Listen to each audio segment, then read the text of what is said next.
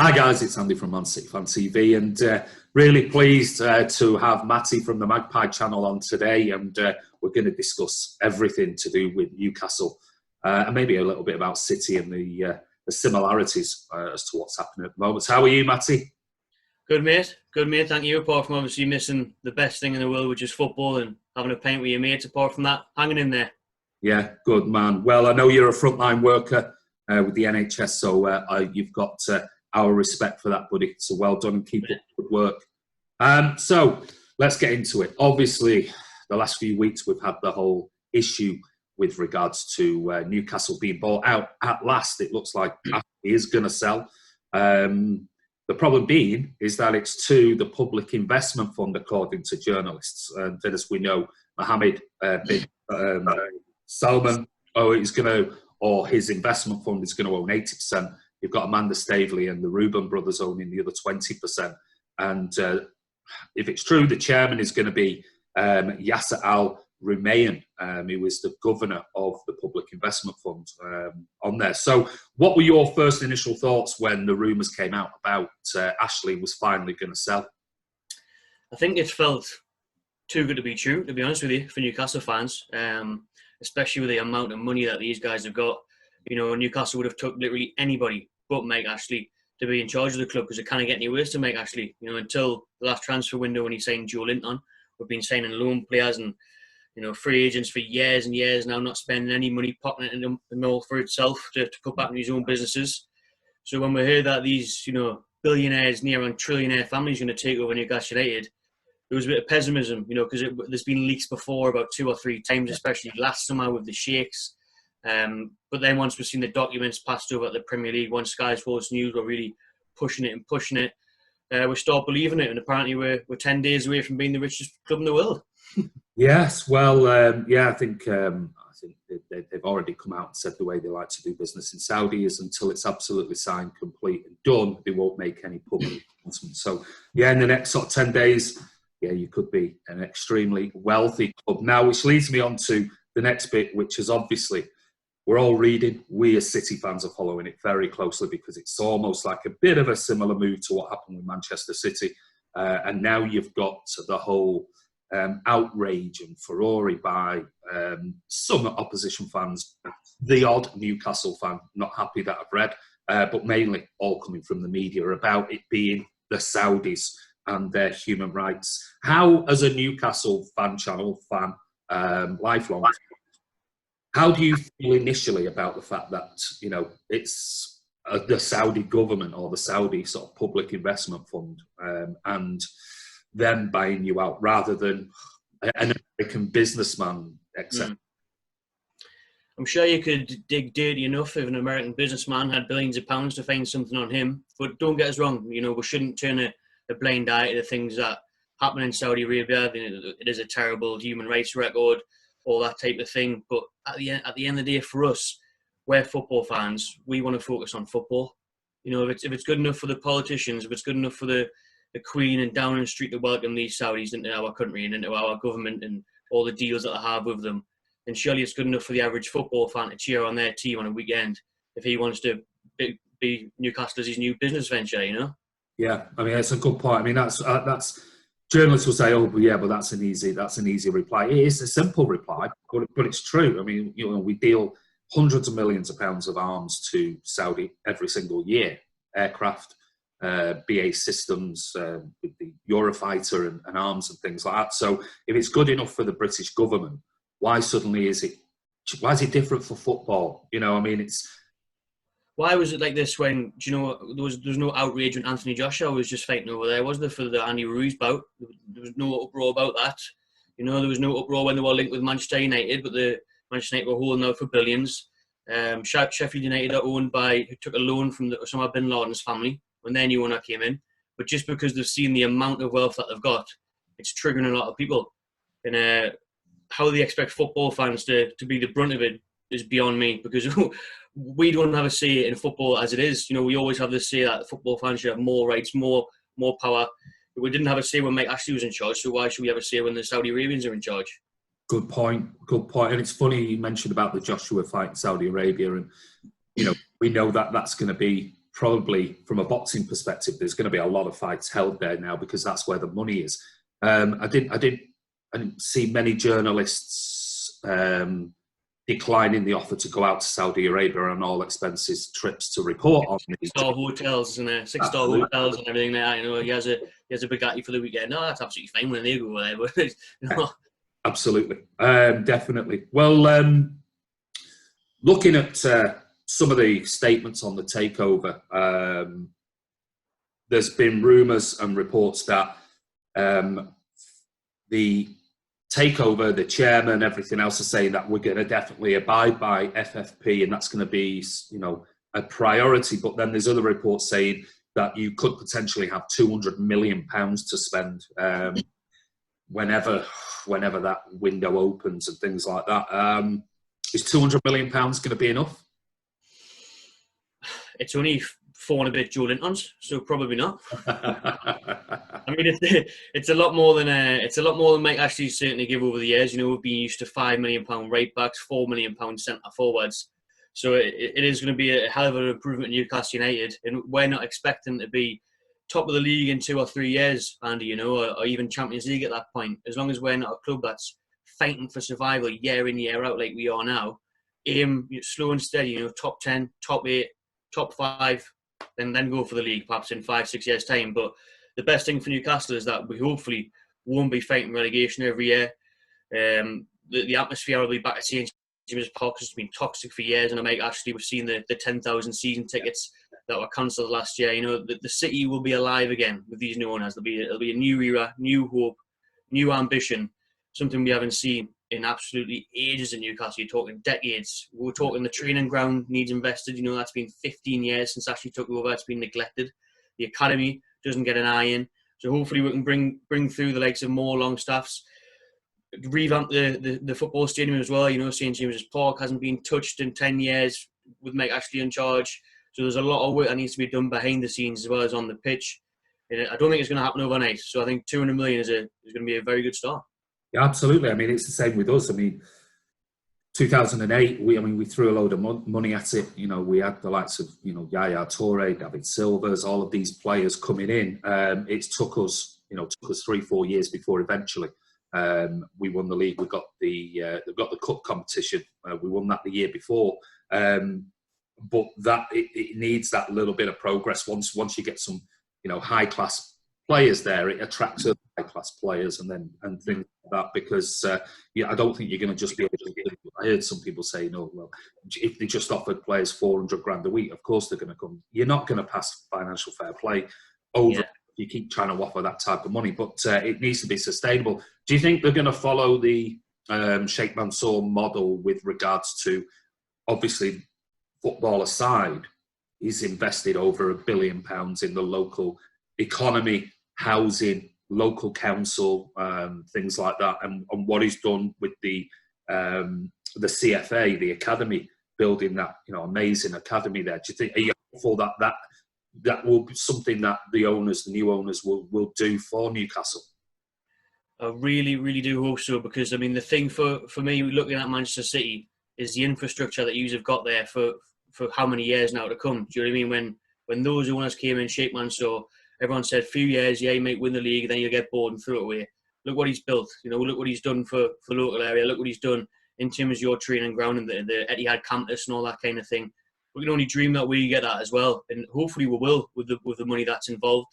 I've seen our owner and your owner are good friends. I think it's like a rich boys playground, isn't it? It's just a competition between the both. So I'm sure he'll be copying off him. He'll be matching his tricks. He'll try and compete with each other and then have a laugh over it on a super yacht in the middle of nowhere.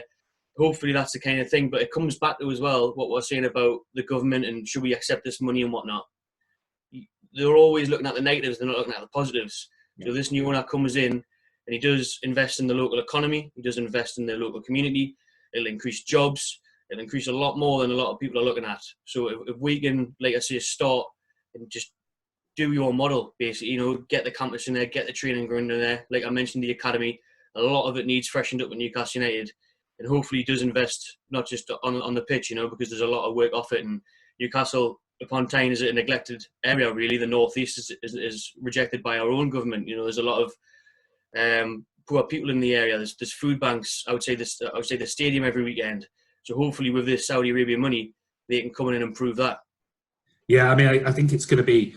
I think it's going to be a prudent move if not only it's just looking at the football club, but the community as well. I mean, we've seen the regeneration outside of the Etihad campus and all around there, you know, jobs and schools and colleges and housing, and up to 6,000, you know, houses are going to be built over this 10-year period, and the investment in the local council and things like that. So I think it's going to be really, really important that they do that and don't just lose sight of it's about the football, it's about the community, because even more so for you, I mean, in Manchester, all right, we say we're the only club in Manchester, but you know, that aside, if you know you've got United as well, we've got a big city there with two clubs vying for it, but everybody has bought into it. You in particular in Newcastle, you are a one club, you know, city. That's it. Yeah. It's all about Newcastle themselves. Do you think this is going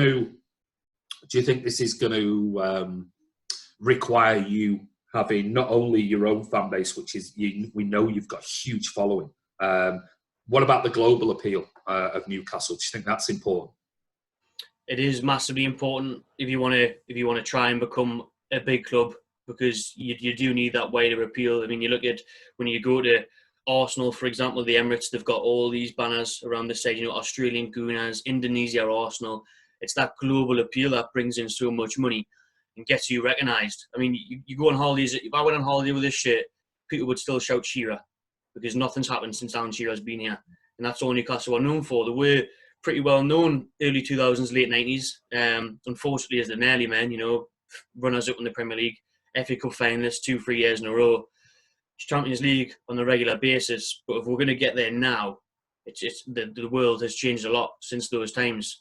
Yeah. And we're going to need a strong marketing team behind it. But you have the appeal to try and break into, you know, the Chinese market, and I'm sure they'll be doing the best to break into the Middle East. Yeah. So with the right marketing, with maybe one or two marquee players, a different manager in, slow and steady, build it up, and like you say, it'll be success that gets there, because it'll be fans from Africa who are tuning in to watch the FA Cup final. If you see Newcastle United lift, it'll be who's this black and white team, and then it builds from there. Yeah. Well, you mean you've already got the iconic black and white kit, haven't you? Mm-hmm. You know, the likes of Juve and things like that. So people, sometimes it's like the Madrid kit, the all white kit. You know, people do have these affinities with certain kits and colours and things like that. Well, I mean, looking at it, personally, certainly reading the article from Martin Samuel this morning, I mean, he says one of the first things you're going to have to look at is getting not only, because obviously you can't, over in the few years you'll be allowed to invest money, but you've got to, from deals like kit deals. Currently, your Puma kit is 6.5 million a year, but over the deal, it's £40 million less than Spurs have for their kit deal, and over 100 million less than Liverpool have for their kit deal. So those are the type of things that's where your money, that's where you're going to generate your income, which will allow you to circumnavigate FFP or abide by FFP, certainly in the long term. So, there's obviously, there's now with these protests, you've got the beIN Sports are now complaining about, well, Saudis, you know, we invest 500 million. We're the biggest investors in the Premier League, and is it Butte Q or something like that? They stream these illegal services in there. So you've got that appeal going on at the moment, which I think is something that might have to be looked at, and maybe the Saudis might have to take a step back from that type of thing. Otherwise, it could start, when it comes to Premier League contracts and things, could be a major problem in there. And then obviously you've got the journalists. Have you been following some of the main protagonists on Twitter and others, and because they've already started? I think we knew it was going to come with this territory, didn't we? I mean, you all know yourself, like, especially when there's no sport really going on at the minute, it seems like all eyes are on Newcastle United, because fair enough, it is a huge deal. It is huge news. But the highlight is definitely on us, on Tyneside. And I think the hatred and the negativity to come out, like we touched on it at the start of the interview, at the start of this video, it's just a matter of time, and they're always going to pick bones at it. But like the BN Sports thing for Qatar to try and have a dig at corruption or extra money. You couldn't get any more hypocritical than that, could you? What happened with the World Cup and whatnot, and the Saudis' monies are still going to overpower them. The Premier League are going to welcome new investment, new competition, and I just think, I mean, what can you do about it, really? Yeah, and this is the thing. I mean, it's we had a little bit to start with from the journalists, not much. We had the similar things to you, where you're at now. You know, poor human rights records, blah blah blah blah. At the moment, you're getting the whole. Well, what about the? He needs to answer to the killing of Khashoggi, the journalist, and things. They don't talk about over 20 journalists that have been murdered in Russia. A far greater number of journalists have gone missing, held in prisons, and been murdered. Quite happy to write positive articles about Russia, go to Russia for the World Cup and all of these things. But you're starting to now read the same sort of, where it started for Man City was, like I said, Jonathan Liew in The Guardian today, using terms like despotic thugs. You've got Miguel Delaney, who's one word constantly is sports washing. City fans have been called rats by Matthew Said. We've been called all sorts of scum by one journalist. We've had the likes of Nick McGeechan, who is very much all about human rights issues. You've got Nick Harris and Rob Harris. You've got Ollie Holt of the Mail now is already writing sort of negative articles. Tariq Panja of the New York Times. So you've got all of these, you know, journalists already starting.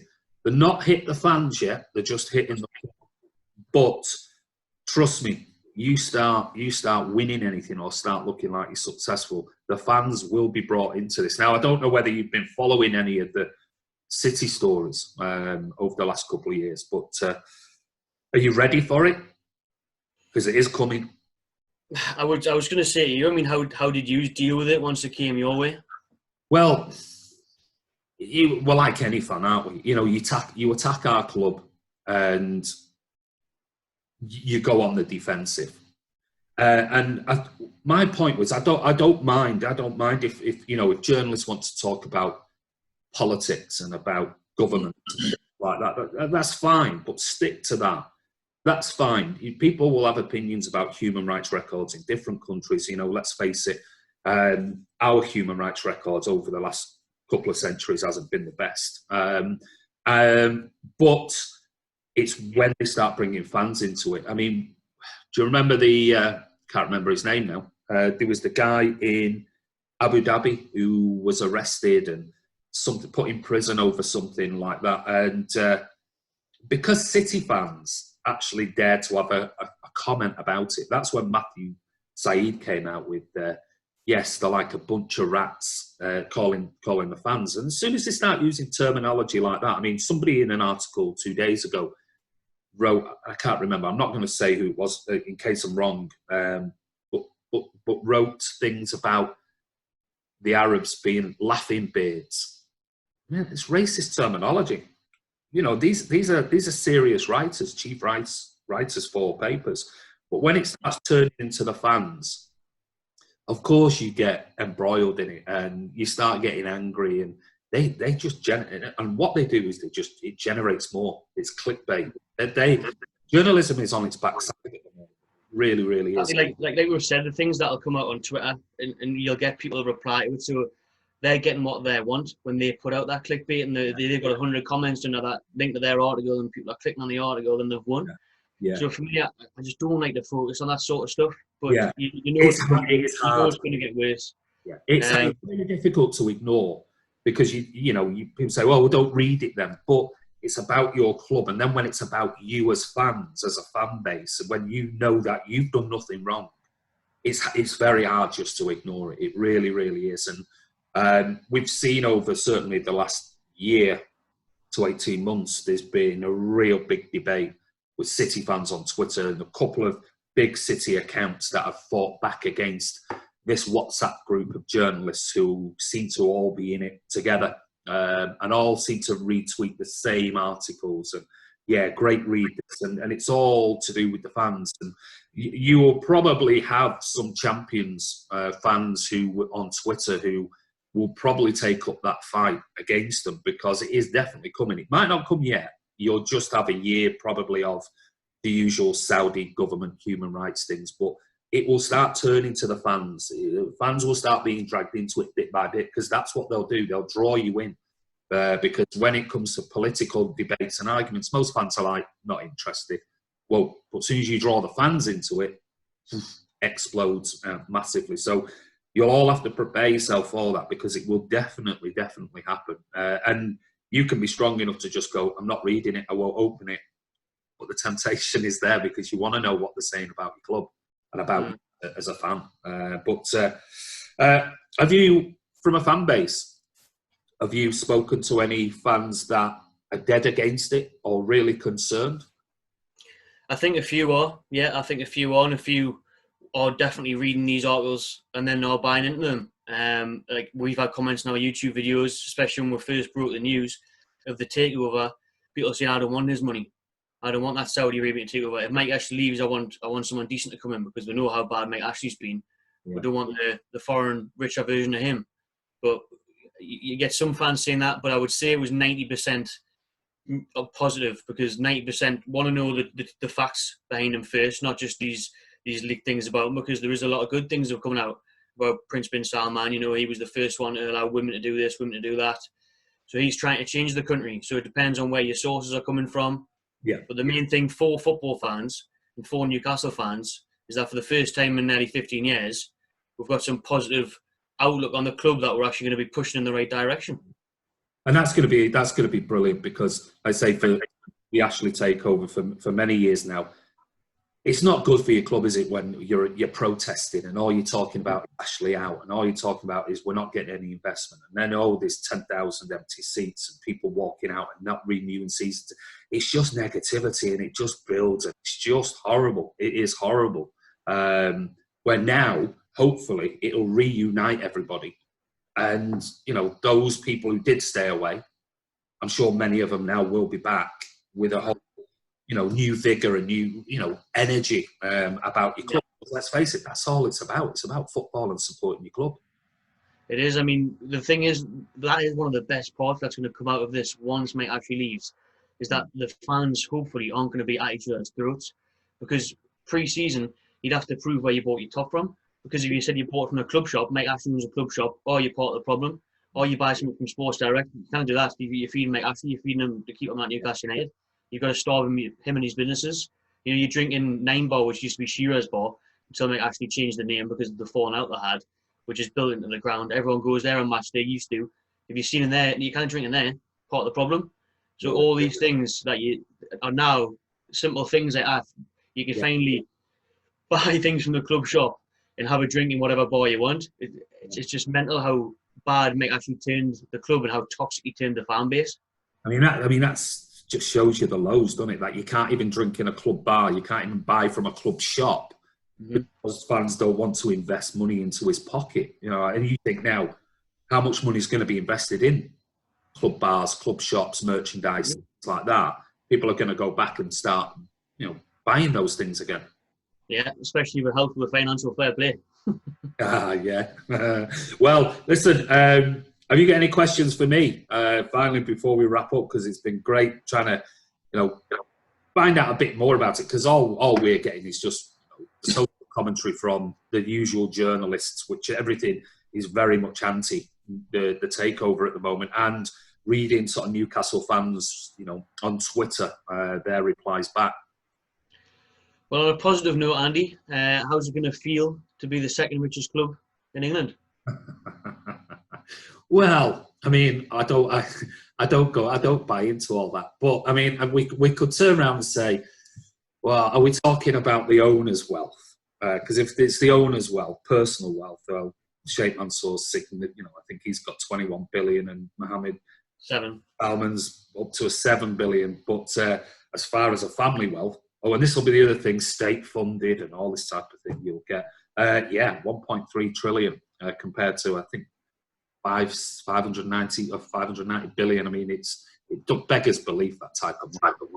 But when you think, I think, is it Saudi Amrak or Saudi Amrak, the oil company, Oh, yeah. is the most profitable company in the world.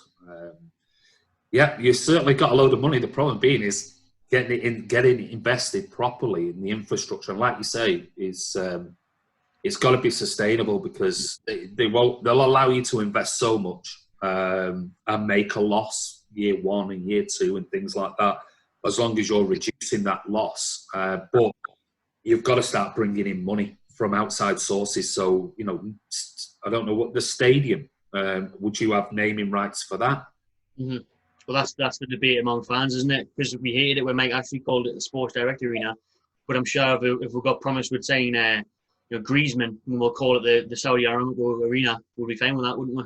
Well, I mean, these are the type of business deals these are going to have to be done, because that's where you're going to generate your money. Like I said, with your kit deals, it's £6.5 million a year. When the over the year deal is 100 million less than Liverpool are getting for theirs. I mean, that's significant money. That's money that can be invested, can be used by players. So I think with that money behind them, I think if they do use parts of the City model, what City have done, I can only see it being a good thing for the football club and the fans, if we put the whole political issues to one side.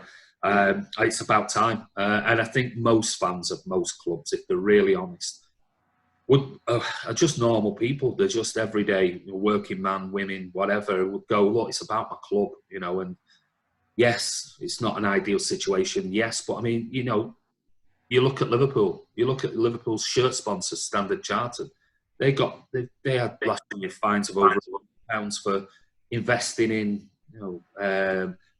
money laundering in terrorist, countries like the Yemen and Indonesia and Iran and these places. And it's like, but that's okay. But I think fans just need to stick to the football. And if it's good for your club, as much as it might leave a bit of a bitter taste in your mouth when you read some of the articles and things, no country is squeaky clean. No.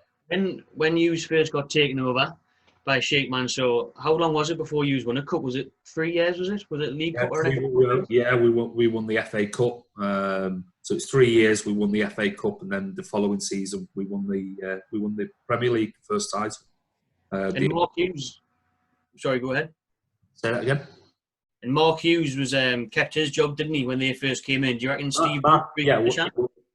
That's a good point. I mean, it's one that we were talking about on a live vlog the other night.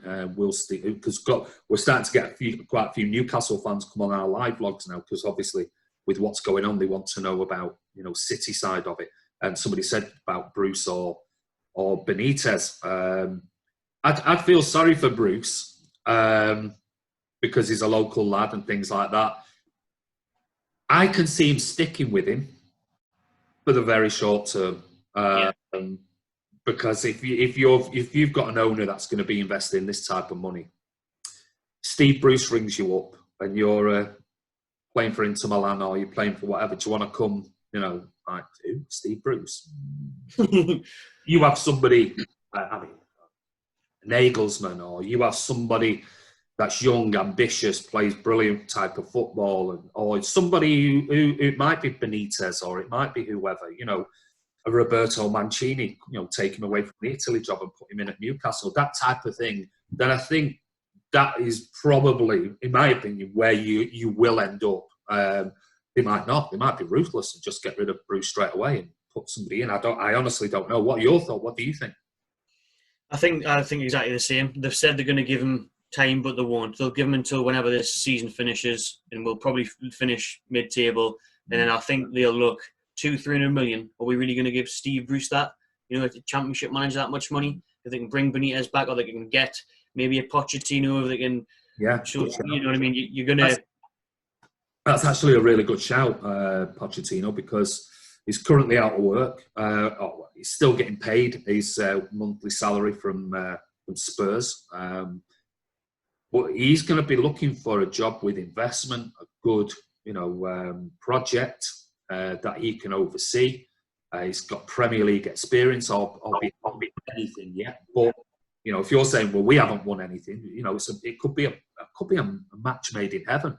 You know, I think so. At the start of a brand new ownership, you know, because I'm sure Pochettino towards the end was getting a bit pissed off with Daniel Levy and the lack of investment and things like that, where if somebody comes in and says, here you go, we can invest 200, we can give you 200 million in the first year. You can have the full running. We're going to build a campus. I mean, they're going to have to sell the vision, the project to a manager like Pochettino. But I think that could be a perfect fit for Newcastle. Like you said, if he lets Bruce finish the season, whenever that's going to be, and if they do, and then bring in somebody like that, I think that'd be perfect. Yeah. Who was the big? Was it Robinho? Did you sign him on deadline day? Was he your first marquee signing? Yeah, it was. We've got Robinho. It was what? That was unbelievable. That. It was just like madness. It was. We've got Robinho. I mean, because at the time Robinho was still a massive name in world football. You know, and Robinho on deadline day, and it's like, and saw some of his games. He was absolutely brilliant. Some of his games, he was crap. wasn't interested, and it was one of those signings. But that's the risk in it, though. If you just put money out, and that's the risk. I think you're giving up us as well, didn't you? Yeah. I mean, Given was brilliant for us. Given's amazing. Lovely guy. But I mean, it's the things like we had Gary Cook as the CEO, and I said this on I think it was the documentary we made, the 125th anniversary documentary, and he was very loud and he was very, you know, but he'd done a brilliant job for us. He was a great salesman because he came from Nike, and he went to New York, and I think he was with the New York Supporters Club, and Noel Gallagher spoke to him while he was in New York, and he went like that. Noel Gallagher said he showed me a list of 10 players and went, these are the players we're going to get in the next couple of years. And Noel Gallagher looked at it and went, what? And he went, from then on, I knew suddenly we had a plan. And this was serious. This wasn't, he said if we could get half of those players, and I think we got 6 out of the 10. I think Kaká was on that list, which we didn't get. But, you know, on that list could have been the likes of Yaya Torres and David Silvers and others. I think it's really exciting times for Newcastle. I really do. It might not come overnight. It might take 2 or 3 years, but you certainly, as a fan base, I mean, just to even be able to go to the ground now as a fan without complaining or without moaning, without, you know, going to buy merchandise or a beer, without having to think, you know, where do I spend my money? That in itself is going to be fantastic. Yeah. And finally, Andy, just before we go, realistically then, how long do you think it'll take Newcastle United to compete with Manchester City? Well, I think if you've got a proper structure, a proper plan in place, I think you'll spend a couple of years of investment, and that will have to be sustained and regular. So you might, let's say you had 200 million in your first year and you bought, let's say, 4 or 5 players for that. The next season, you'll probably need to buy another 2 or 3 players, and then suddenly you'll get a team. And it wouldn't surprise me if you're pushing for top 4. And not just with us against Liverpool and whoever else is in there, Leicester, Chelsea, could be Spurs, who knows. I would say if you invest right in the next 2 years, I think you could be pushing for a top 4. In a top 4, pushing for a league place, well, who knows? Jesus, I mean, let's face it, Liverpool haven't won a title for 30 years, and they were pushing close last year and the season before. So I would say 2 years, you're definitely pushing for a top 4. Champions League place, if the investment is sustainable and you do keep building. And the key is, I think, if you were to get someone like a Pochettino, definitely depends who your manager is and what contract. Happy days, mate. Fingers crossed. Brilliant to catch up with you, and we'll do it again when it all gets signed, sealed, and delivered, and we finally know a bit more. My last question to you: should football come back behind closed doors? Yes or no? Yes. I'd rather. Yeah, if you had asked me a month ago, I'd say no. But it's been that long now, I would take anything on the screens to watch it again. Yeah, Premier League is a bit boring now. I'd have anything, Andy, honestly, especially this festival of football. They say we can watch a game a day, we can watch a few games a week over the next month, see over the summer. I'd take it. Better than nothing, isn't it? No problem. Well, listen, Matty, thank you very much for coming on, guys. In the video, in the description below, we will put a link to the Magpie Channel. So it's been brilliant catching up with you. Stay safe, buddy, and thanks for all the work that you're doing out there. No problem, mate. Pleasure. Take care, buddy. Take care. Bye-bye. See you soon. Yeah.